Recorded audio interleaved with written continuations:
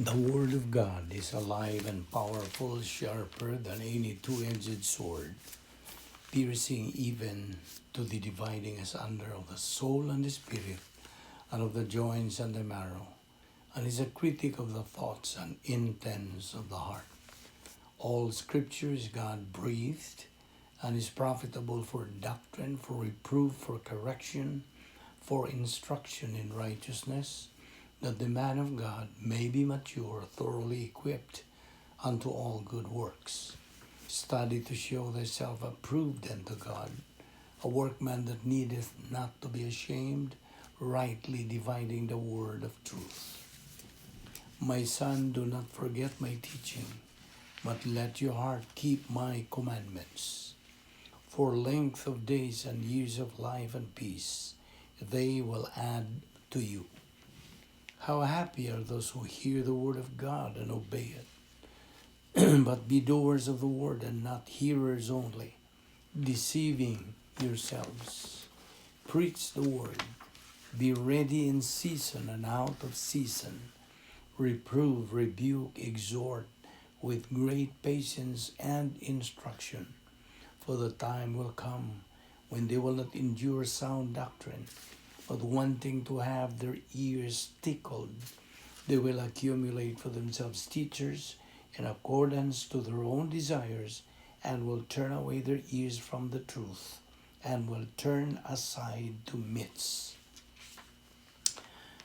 We have to note this, that we live in a day where biblical truth is considered hate speech, even among those who profess Christ.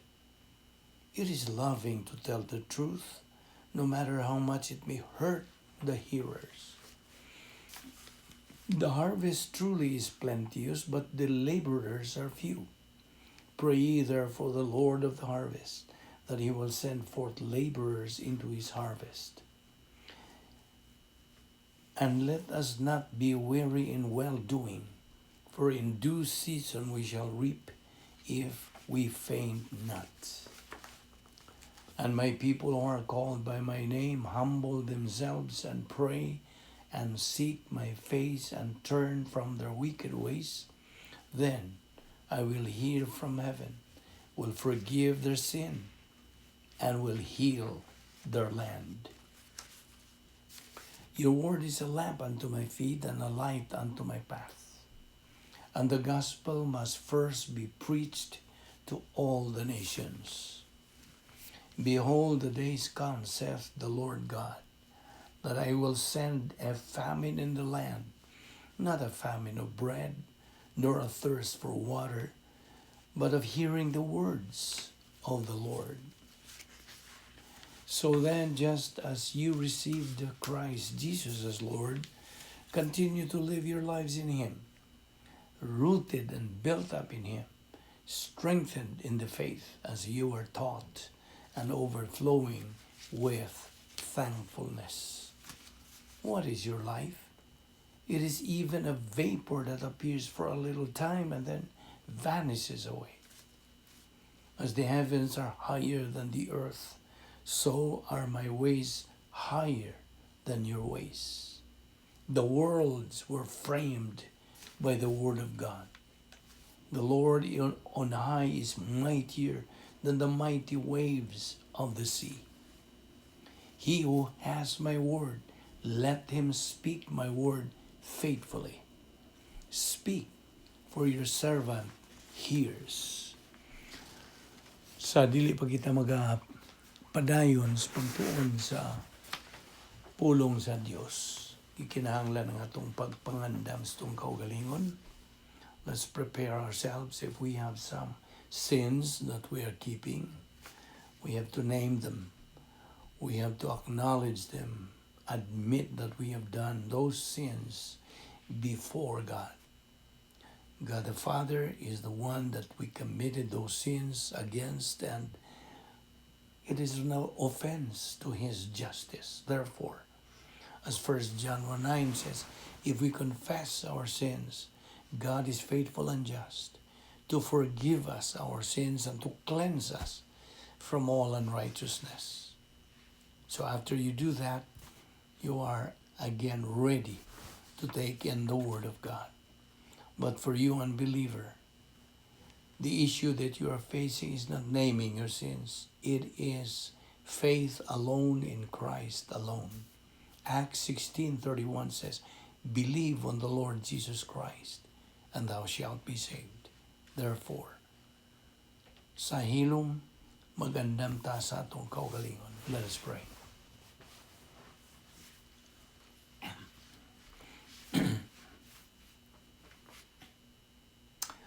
We consider it a privilege, Heavenly Father, to have the freedom and the opportunity of fellowshipping in your word.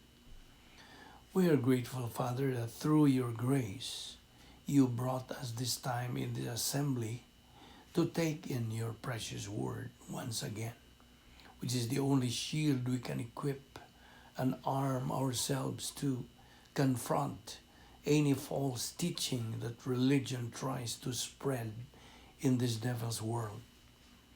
We now pray that you give us the concentration through the feeling of the Holy Spirit. Salamat din ang among Bible study through the YouTube under the Balbido Evangelistic Ministry. We pray, O Lord, that you challenge and motivate us to the things that you are going to teach us today. Make these things a blessing to us. All this we ask in Christ's name. Amen. Well, maayong adlaw sa tanan natong mga igsuon diha ni Kristo ug sa atong mga higala, sa atong mga suki nga nagasunod na nining atong adlaw-adlaw nga Bible study. Okay. So karon padayon kita sa pagtuki, paghisgot sa atong tun-anan nga giuluhan og Christian integrity.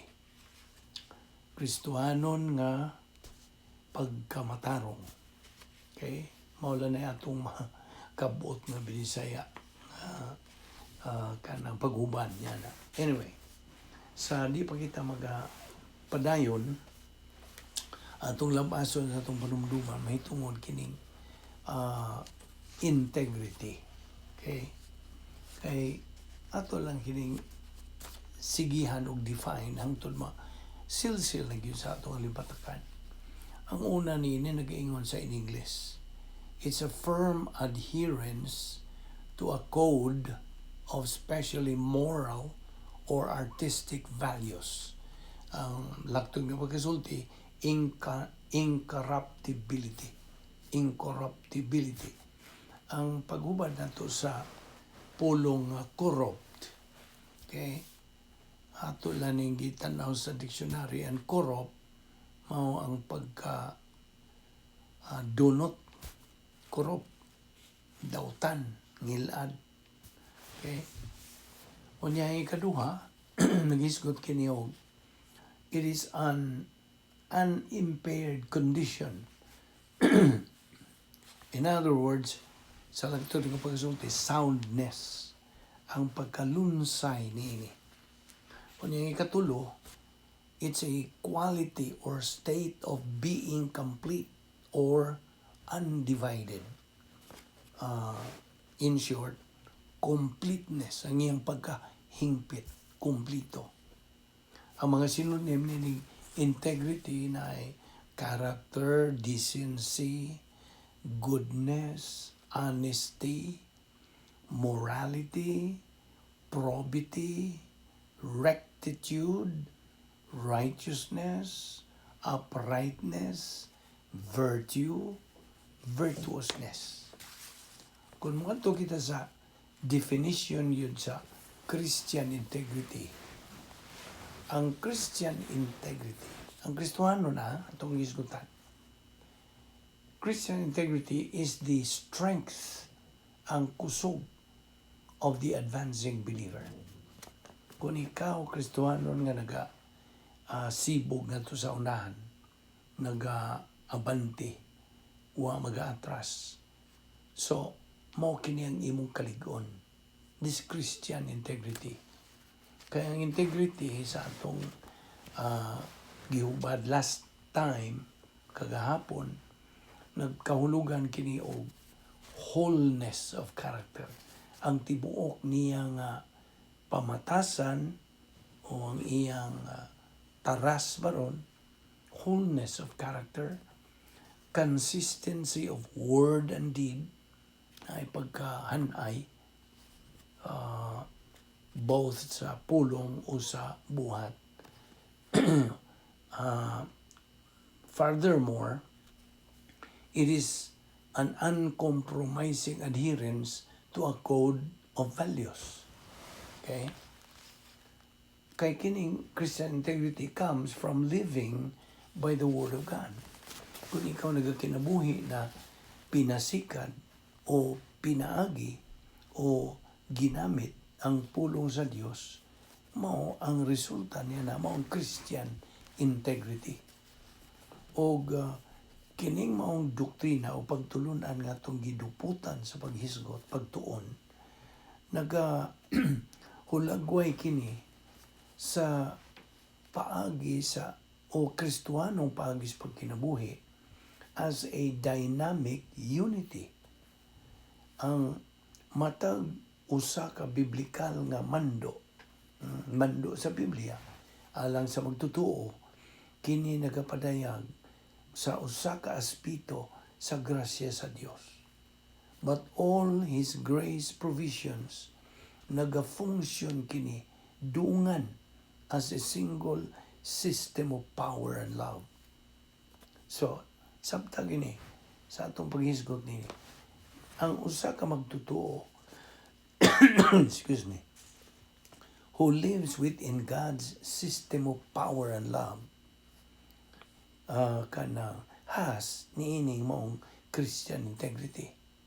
Akong malikon, ang usa ka magtutuo nga nagakinabuhi sud niining kanang sistema sa gahom o sa gugma sa Dios.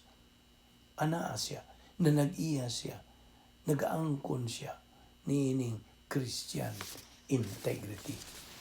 So karon atong ipadayon ang atong gisgutan o gibiyaan kagahapon bahin kini sa kanang naghisgot man tao pagtuo, faith. Okay? O ato nang naibawan nga ang matag usa ka tawo anaa niining pagtuo ingon nga bahin kini sa iyang kinaiya sa iyang kalag as part of the essence of the soul. Kaya naman the essence kinaiya sa atong kalag. Apan kung bahin na sa kaluwasan, ang pagtuo i-direct na kini, it's directed ngadto sa usa ka persona o kini mao si Ginoong Jesucristo. And that is gitawag nato activated faith, and na-activated kini nabuhi kini na kanang activated, okay? Lisod na ito, Visayan niya. So, it is activated pinagi sa positibo nga kabubuton. Yan ang usa ka tao nga nakadungog sa may balita sa kaluwasan o may gamit siya sa iyang positive volition. So, mo ka na-activated ang iyang pagtuo. Kasabot ka? Now, naibaw naman ta nga plano sa Dios na bahin ni og tulo ka hugna. Ang unang hugna, kaluwasan. Ikaduhang hugna, magtutuo din sa panahon. Ang ikatulo, mao ang magtutuo dito na sa eternidad. Now, yan ang gayon nga nakadungog, nakasabot, nakakaton ang usa ka dili magtutuo. Nagakaton siya sa maayong balita sa kaluwasan. Okay? Nakasabot siya. Mugamit siya sa iyang kabubuton, free will. So, nakadungog siya bahin sa plano sa Dios o sa diha nga moingon siya, musanong siya. Ingon siya, mutuo ko. Diha. Ang iyang gigamit bahin sa iyang kabubuton maong positibo nga bahin. Positive pole, okay? Mo yung gamit o diha 1/60th of a second ang iyang pagtuo na activated tungod sa iyang positibo nga kabubuton. See? 1/60th of a second after somebody has accepted Christ as Savior, he immediately now moves into phase 2. So dahil siya sa kanang hugna nga ikaduhang hugna sa plano sa Dios. O ang phase 2 sa plano sa Dios extends at the moment of salvation, represented by the cross, as far as the church age is concerned, to physical death or the rapture, whichever occurs first.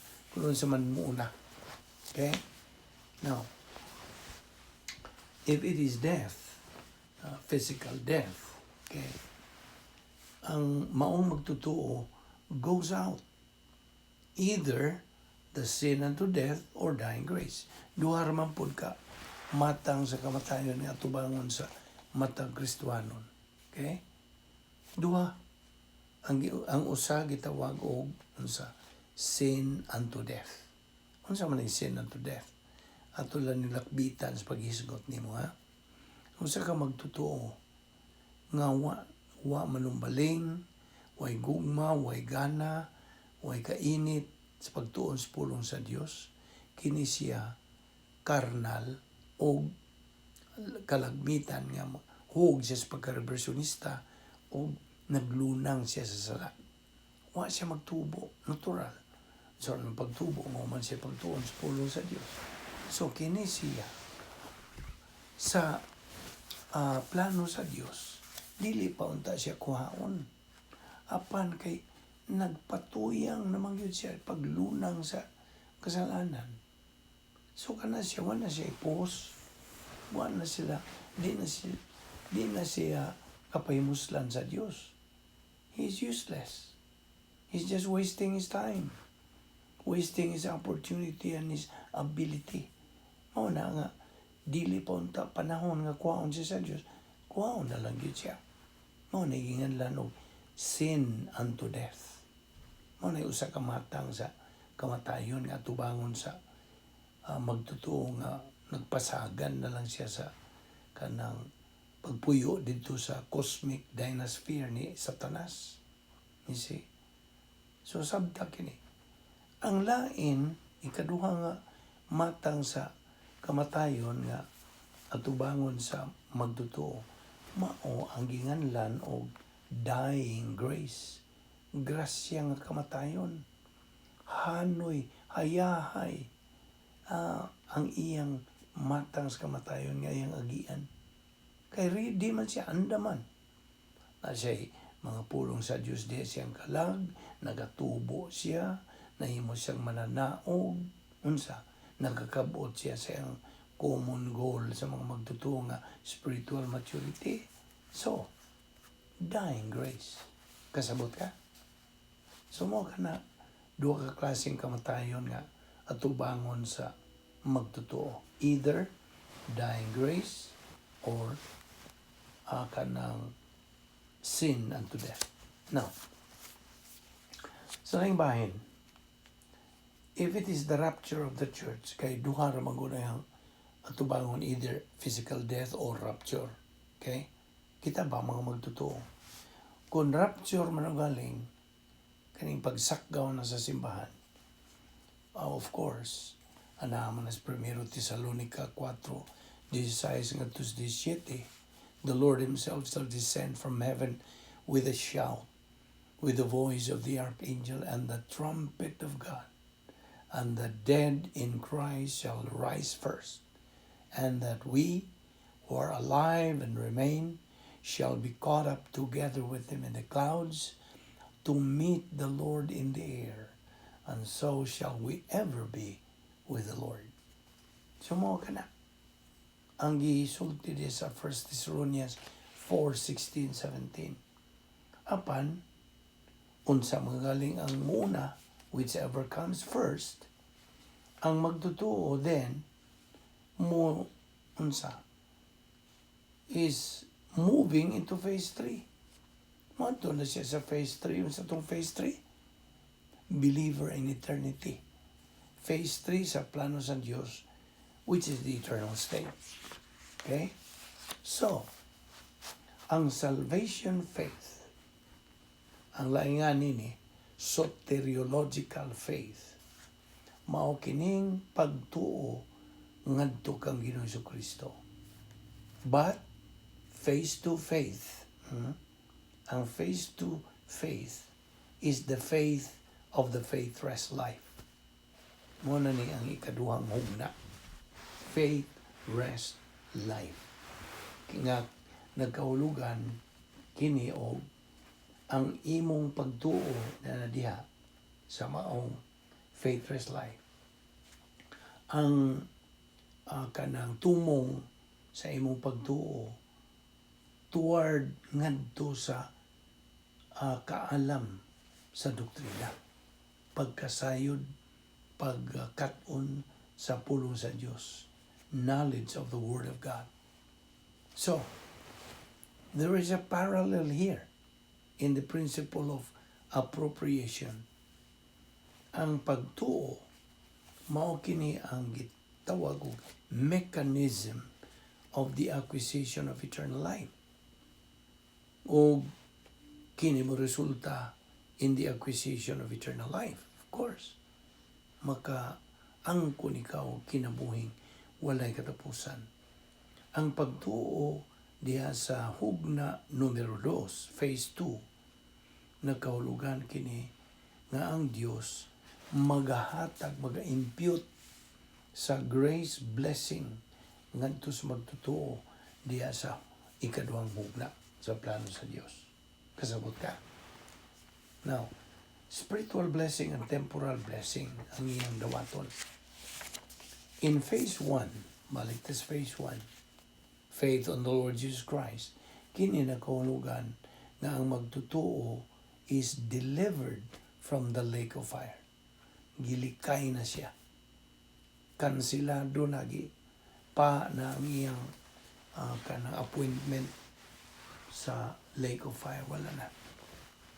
Now, in phase 2, sa kadung hugna, faith of the faith-rest life, nagkahulugan kini nga ang magtutuo is delivered from divine blessing. Okay?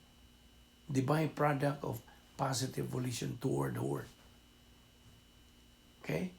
The believer is delivered to divine blessing. The byproduct of positive volition toward the Word.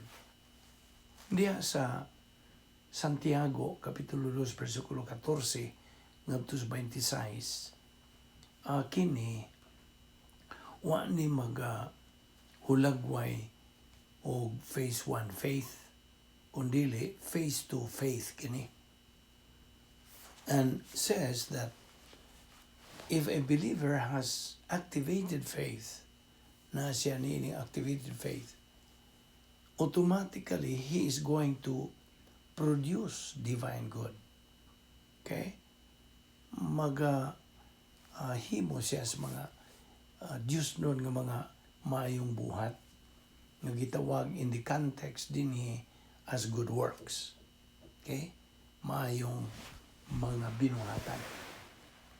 Now, if the faith is activated by positive volition, kini mo resulta sa pagbuhat niya o mga Diyos doon nga mga maayong buhat. If the faith is not activated by positive volition, then it is deactivated or neutralized by negative volition nga mo resulta in the production of what kind of good? Human good. Nga ang human good sa pulong sa Dios gihulang-way kini og patay nga mga binuhatan, dead works. Patay. Atong timan-an niya, duha ka klaseng mga maayong binuhatan. Maayong binuhatan nga kanang pinasikan sa pulong sa Dios. Okay? Kung naa ka sa imong dapit nga puluyanan nga gitawag nato operational divine sphere. It's a mental attitude, ha? kuna kita magpuyo, every time nga mohimo kita maayong buhat, kana mahug yun kanunay nga mga Diyos nun nga mga maayong binuhatan. O kana gi kanang kumparar na sa unsa sa pilak, bulawan o mga mahalon nga mga bato, silver, gold, precious stones, o kana gantihan. Inig atubang nato sa gitawag og bema seat, judgment seat of Christ nga musunod sa rapture. Kay kitang tanang mga magtutumatubang kang Ginoong Jesucristo niya ang panahon na nga judgment seat of Christ. Dili ni judgment, dili ni paghukom. This is evaluation time. Hatagan ta og ingnon ta sa Bisaya pagtasal. Mao man ay hubad sa Bisaya, ang evaluation is pagtasal. Hatagan ta pagtasal.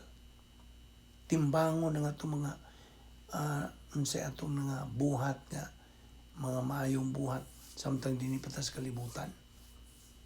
Timbangon kung kadtubang mga maayong binuhatan, mga tawhanon ba, human good or divine good. Okay. So kung kanang gibuhat nimo kadtong mga maayong buhat nga naa ka sa sud sa operational divine sphere, kadto mga Diyos nun nga mga binuhatan nga maoray gantihan, rewardable. Apan kung ikaw, on the other hand, kung ikaw magtotoo wa magtubo sa imong sa pulong sa Dios, wa magtuon, mao na wa magtubo, ug tuwa ra ka magapuyo sa unsa cosmic dynasphere ni Satanas. Dito nimo mo imong dapit nga puyanan. Tuwa ka magpuyo kay karnal ka man o reversionista ka naman. So, you are under God's discipline. Whom God loveth, He chasteneth. Iyagyo kang latuson. So, mga nga, naglunang ka mas mga kasalanan, huwag ka man magtubo, then, you are a loser believer. Loser. So, sa diha nga mo, abot na ang judgment seat of Christ, human sa rapture, ay magtutuo ka man. So, mapil ka sa rapture. Kitang tanan. Saggaon man tang tanan. Tanang mga magtutuo tibuok kalibutan. Sa pag-abot na ng rapture, pagsaggaw, then, matubang na tang Ginoong Jesucristo, may uban naman ka na ito ng mga uwaw. You see? Uban na ito, tingnan ng panahon na pastilan, usika man na itong sipyat yung dako. Wala. Di naman mahimo i-rewind. Di naman mahimo mubalik ka. Humana. Karon ra ang panahon. Fellow believer, karon ang panahon. Sa pag-unsa, padayon sa pagtubo, pinagis pagtuon sa pulong sa Diyos. Aron sa ingon niya na dagantag madda atong mabaon nigbiyan nato ning kalibutan, makabaon kita sa mga pulong sa Diyos. Kaya una na ba yung tanahon sa Diyos ni atubang nato niya naabay suod ang atong unsa atong kalag ng mga pulong niya. You see? Kasabot ka? So mo na nga inig-evaluate na kay wa man ka magtubo lagi, loser believer ka man, kadtong imong mga maayong mga binuhatan, milyon-milyon tingali, kinabutanan nimo, kinabutanan ka, kinamayuhan, kinakanang tarong maligdongon sa padayang tanang mga maayong binuhatan nimo. Nahug man tong tanan nga mga tawhanon, human good works, dead works, patay nga mga binuhatan. O katugitandi sa kahoy, kugon og dagami, dusliti na di ba mo sila og? Namo na. Unsa may gantihan? Wa. Kaya sila uman, naugdaw man. Mao nang gitandi sa kanang kahoy, kugon na gami. So, mauhaw ka, pastila lugo na di ay. So, mao na yung atong atubangon. Human gyud sa rapture. Okay? So, mao na ni nga atong giingon nimo nga atong timan-an gyud nga sa panahon nga kita magabuhat og maayong mga buhat, good works, ato yung sigurohon, ato yung tinuon, tino ba? Matino gyud nato. Masiguro gyud nato nga kanang buhata na ata sa suod sa operational divine sphere. Ang laingan sa operational divine sphere, protocol plan of God, the Christian way of life, God's power system, unsa pa? Believers Royal Palace. Mao ni mga sinunim, mga ngan, laingan ni operational divine sphere. O, akong balikon, it is a mental attitude life. Mental attitude. That's itong pangunahuna. Okay? Because the Christian way of life is a mental attitude life. Mao ni ang puntariya tumong sa pulong sa Diyos ang atong pangunahuna. Okay? Apan di man ang pangunahuna sa Diyos labaw sa tanang mga pangunahuna. Gusto? Isaiah 55:8 and 9 no sige sulti. My thoughts are not your thoughts, neither are my ways your ways, saith the Lord. For as the heavens are higher than the earth, so are my ways higher than your ways, and my thoughts than your thoughts. Na, in fact, ang pulong sa Diyos, suma sa 1 Corinthians 2:16, ang sa gisulti diha, it is the mind of Christ. Pangunahuna ni Ginoong Kristo.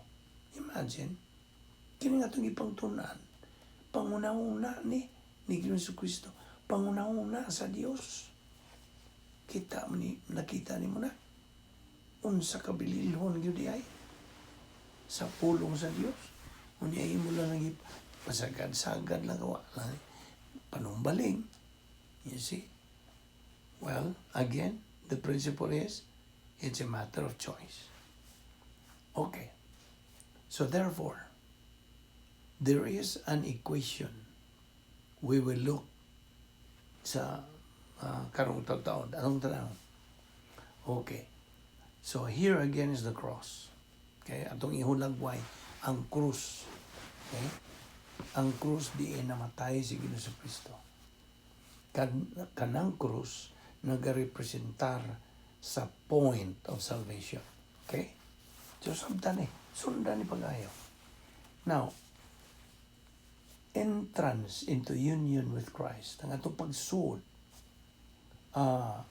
position of eternal life, member of the family, mo ni nagpangitabo sa diha nga atong tuuhan, dawaton si Ginoong Jesucristo ingon nga atong personal nga manluluwas.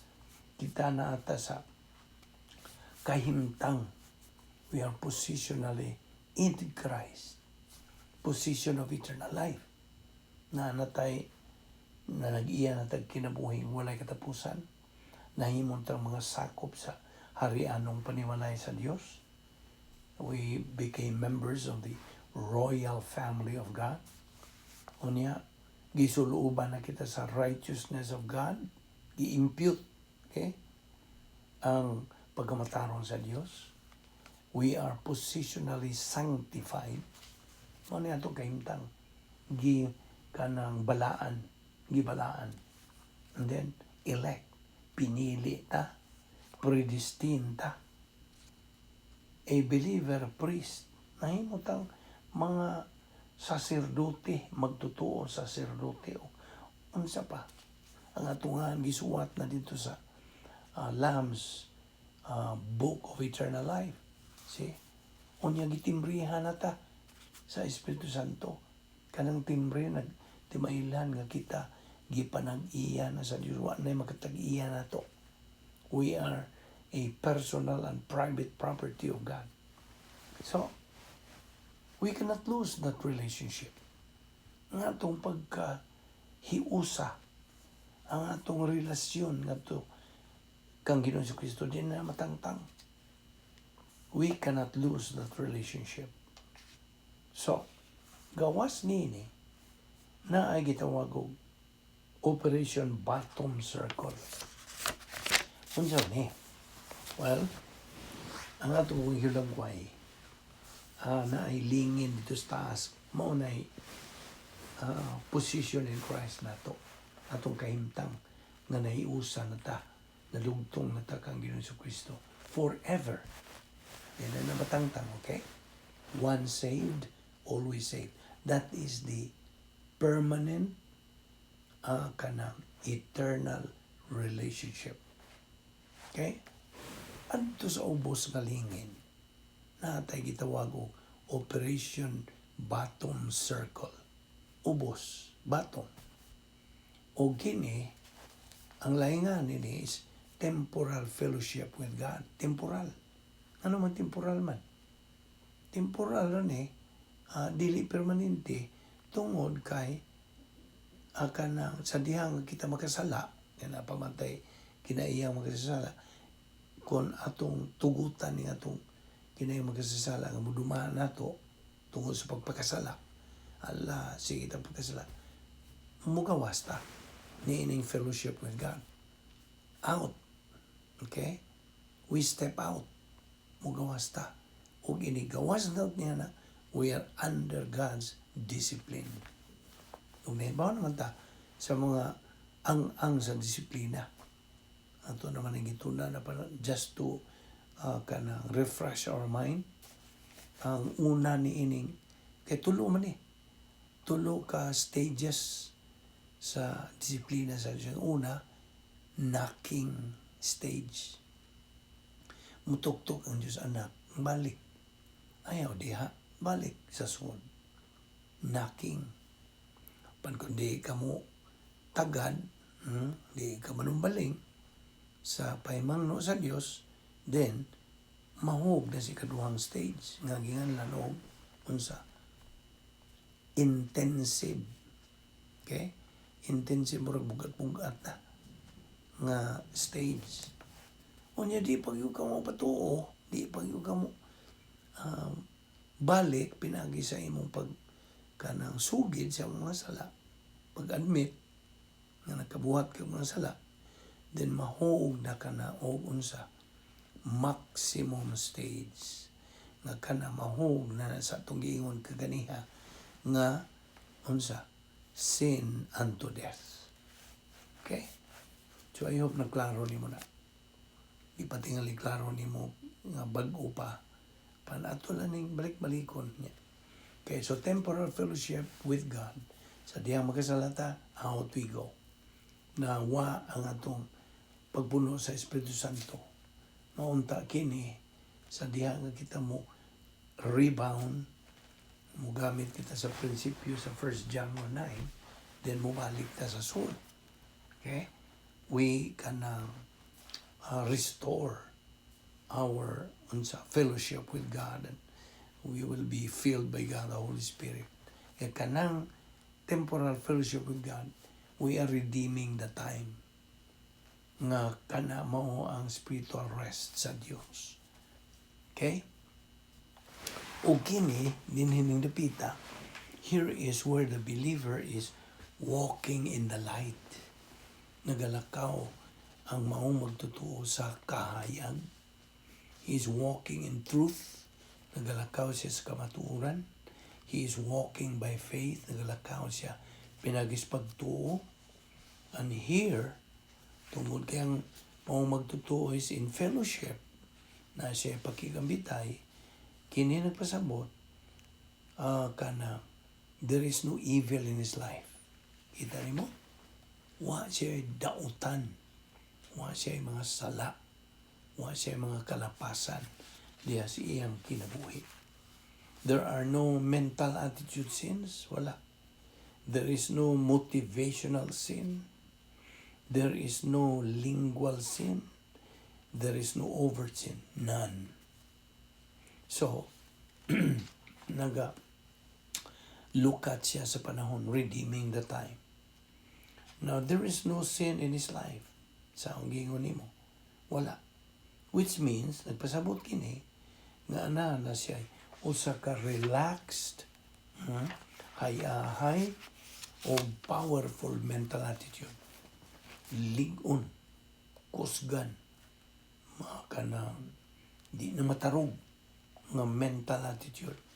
Because, ana naman siya doctrinal orientation, na siya doctrinal objectivity, na siya doctrinal confidence, pagsalig, paglaom, doctrinal courage, na siya doctrinal nga kaisog o galigon. And the greater the knowledge of doctrine the believer possesses, the greater the doctrinal confidence, and the greater the self or spiritual self-esteem and doctrinal orientation he is going to have in life. Muna yung maangkon, mapanag-iya niya ka na. Tiyan mo na, hayahayang iyang kaimtang, hanoy, na kahapsay, see, o naging lang relax, mental attitude, okay, relax. Huwag yun siya yung mga kasamok na nag-disturbo niya, see, and the greater the category 1 suffering he's going to have, the greater the intensity of it. Okay? This is suffering according to the will of God. Kaya mo, antos man ta, mga magtotoo. Ayaw, sa ipana. We are going to suffer, o duhapod ka klaseng suffering. Either suffering for blessing, or suffering for discipline. Kung naibaw na ta, nga namang na may suffering for discipline, sa diha nga kita tuas gawas. Meaning, wa ta sa suod sa atong dapit nga puluyanan. Operational Divine Sphere. Ito man ta sa gawas, then, kanang suffering na atong atubang, that is suffering for discipline. Apan kung tuwa ta sa suod sa protocol plan of God, God's power system, then, unsa man ang maong suffering? Suffering for blessing. Kasabot ka? So, compassion suffering for the salvation of unbelievers, for the spiritual growth of believers. Mao man niya ang atong compassion suffering. Nabatay kahangawa ng atong isig ka magtutuo, unta magatubo sa pulong sa Dios. Unga unta ang mga di magtutuo makaamgo sa pagdawat sa kaluwasan. Mao na ang compassion suffering. Ang usa ka magtutuo nga nagahigugma sa pulong sa Dios, the happiness and the love is so fulfilling. It is so wonderful that He wants all other believers to have the same thing. Kaya kung naagod ta sa sama nga kanang ingnon ta level, mo nagingon nga kita maingon na nga like-minded.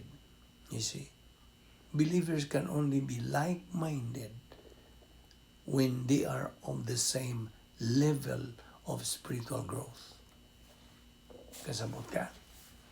So, kay kung na at the same level, our love is so fulfilling, so wonderful. Nga buot na to nga ang ubang mga magtutungo, magatubo unta. So, now, ana siya compassion suffering for believers to get plugged into the Word because He wants them to have the same spiritual blessing nga iyang naangkon.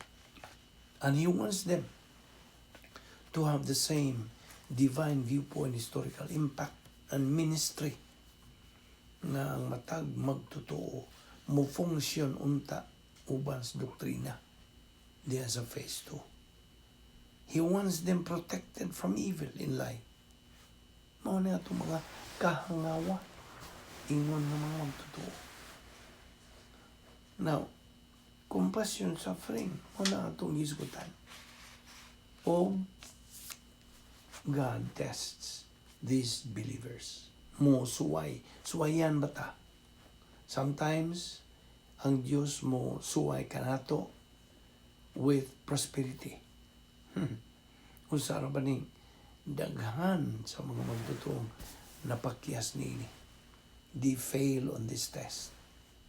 Kung i-prosper na sila, uswago na sila sa Diyos, kanang kauswagan, mao na'y gihimo nga pagsuway. Nga, abe, mayon ang Diyos, be, tanaw na ito, magsigi pa bagay siya, mainiton sa akong pulong. Atong tanaw. Wala, ang uban nga mga magtotoo nga, ning uswag na, gi-prosper na, wala, nakalimot na sila sa ilang first love nga mao ang pagtuon sa pulong sa Diyos. Wala. Busy naman siya sa iyang mga kahimanan, ng iyang mga kayamanan. Kay gi-prosper naman siya. So daghan mga magtotoo nga napildi nini. They've failed. O nung kita ma-fail po. Mao na itong itunaan ni. Aron kita makabantay na yun. We can discern immediately.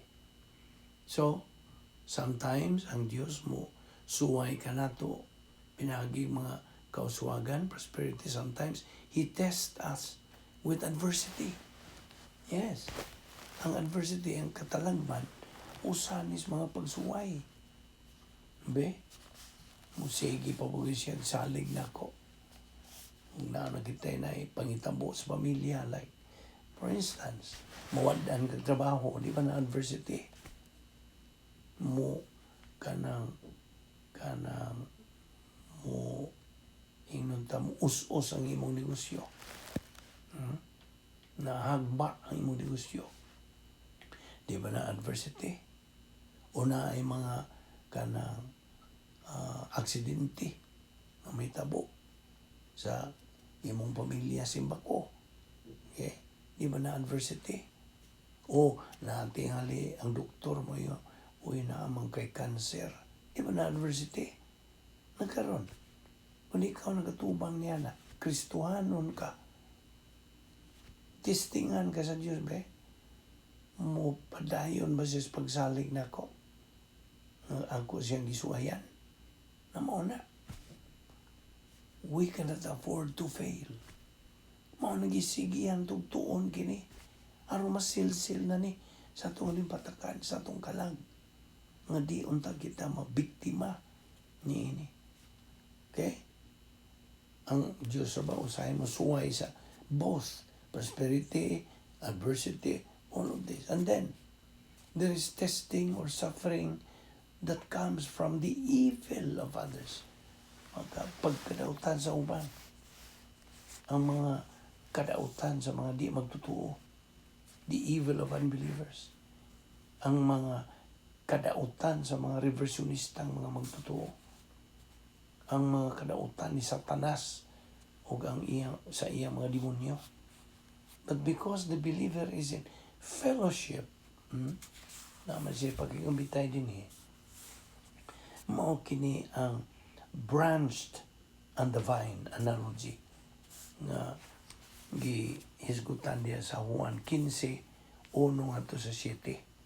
John 15, 1 through 7. Therefore, he is productive of fruit. See? Productive. Bunga. O kinagitawag ko, production of divine good. Diyan sa Juan 15, God, gitawag kini og fruit, bunga, prutas. Diyan sa 1 Corinto 3, 12 ngatos 15, gitawag kini og gold, silver, and precious stones. Now, sa context dinhi, gitawag kini og good works. It's divine good. And divine good, may relasyon kini to fulfillment of the will of God. And related to, at the same time, spiritual love. Tungod kay divine good dinhi nagkahulugan o the highest and the greatest good, in which the believer not only acts in his own best interest by the execution of the will of God, ang iyang pag-adjust ngadto sa pagkamatarong sa Dios, iyang pag-adjust ngadto sa hustisya sa Dios, ang iyang pag-adjust ngadto sa pagka-omnisyente sa Dios, ngadto sa pagkalabawng makagahom sa Dios, to all aspects, tanang aspeto sa unsa divine essence, mga kinaiya sa Dios. But he is adjusted to the standards, of the Word of God. Pinaagi sa iyang pagkat-on, pagtuon, pagtuo, paggabit sa pulong sa Dios. And therefore, he acts in his own best interest. O siya, he acts in the best interest of others. Mao kanay divine good. Mao kanay Diyos no ng mga maayong binuhatan. And that is the greatest good for the greatest number. Og tungod kay naga-produce man siya divine good, Diyos nun nga mga maayong binuhatan, automatically naa siya divine viewpoint, historical impact diya sa iyang kaugalingon. Tungod kay every act of divine viewpoint, every act of faith, every act of positive volition and courage, and then empowers the believer to keep on going. Siya nag-produce ng momentum diya sa iyang kaugalingong kalag.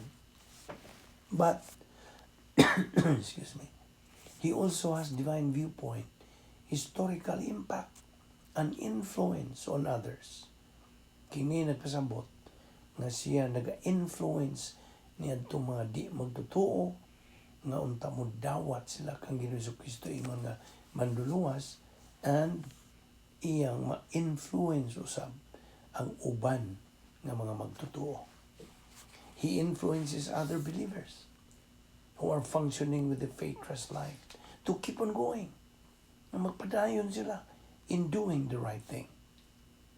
Kaya ang Diyos Espiritu Santo sa iyang post-salvation ministry, nagapakita kini siya ngadto sa magtutuo nga kini maong magtutuo nagabuhat siya the right thing and influences believers who may be out of fellowship, okay, to get their attitude changed. Usbo na ilang kanang pagtagad to rebound and get back in fellowship and get plugged into the Word. Padayon sila sa pagsibugan sa unahan o paminaw. This is the kind of believer nga ang Diyos mugamit. Nagkasabot ka? This is the kind of believer that God uses. O kini mao magtotoo also operates with the 4 laws. Upat ka matang sa mga pamalaod o balaod.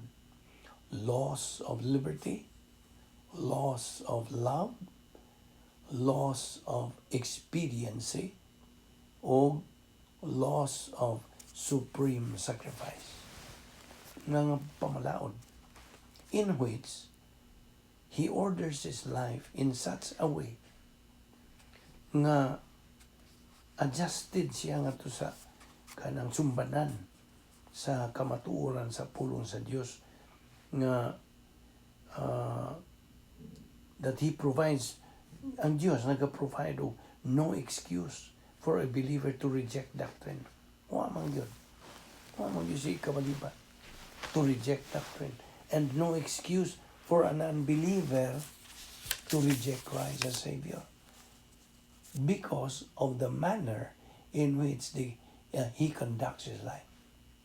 So, ito yung giingon ni mo, di padugay nga, there is an equation related to faith and deliverance. Ang matang dili magtotoo, every unbeliever has the ability to believe na siya kagayunan nga makatuo. O mao ka na ang faith resident in the soul. O kung bahin na sa kaluwasan, iba naman tanga, ang object, ang tumong sa pagtuo, sa magtotoo, mao si Ginoong Jesucristo.